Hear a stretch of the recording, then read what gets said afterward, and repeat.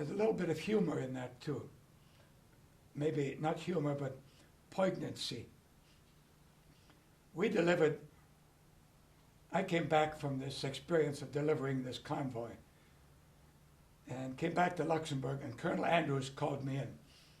And he was furious because he just got orders that all the rest of the prisoners would be moved to Nuremberg the next day.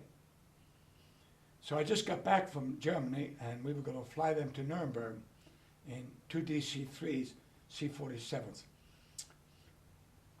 So I got a good night's sleep, and then the next morning, we loaded up the rest of the prisoners. There were 19 left, and we flew them to Nuremberg.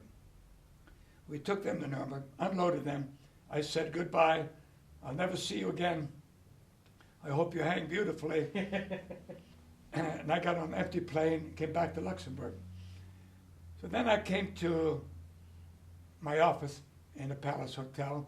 I packed my belongings and walked back to my billet where I was living in a private home. And I just carried my duffel bag, and there's a road right above the compound. And we had camouflage nets, Klieg lights, and tarpaulins hanging there so people couldn't see inside the hotel grounds. And I was just coming along this road heading toward the house that I lived in, which is just about a quarter of a mile away. And there was a Luxembourger standing by the fence, by the barbed wire fence, and on this side of the tarpaulin, he had a pipe in his mouth and a beret, his hands in his pockets, and he kept shouting, "Hallo Meyer, wie geht's in Berlin? Hallo Meyer, wie geht's in Berlin?" You know, hello Meyer, how are things in Berlin? Well, I was reminded that Goering used to give speeches in Germany, and he'd say to the people, "If the Americans ever bomb Berlin, my name is Meyer." So this Luxembourger thought Goering would be inside the compound, so he was yelling, "Hello, Meyer, how are things in Berlin?" I didn't have the heart to tell him, "Hey, nobody there anymore. We just took him to Nuremberg." So he was having so much fun that I enjoyed that moment of poignancy myself. So went by and went on about my way. But that kind of represented the way of life as it was. And you talk about transporting prisoners. You were up close and personal to Kaltenbrunner. Oh, yeah. Well, you had a beautiful photo of Kaltenbrunner in that tape. You could see the scars. Right. He had scars all over his face. Kaltenbrunner was a Roman Catholic.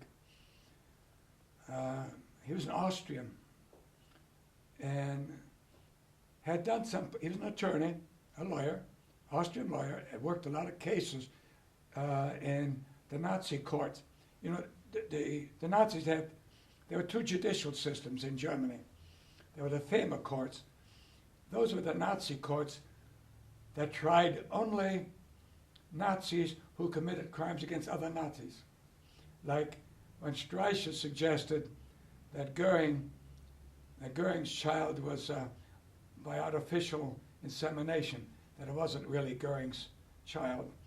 Goering preferred charges against Streicher, and Streicher was tried by Judge Walter Buch, who was one of our prisoners, for this attack on Goering, and also for some other crimes that he committed against other Nazi leaders.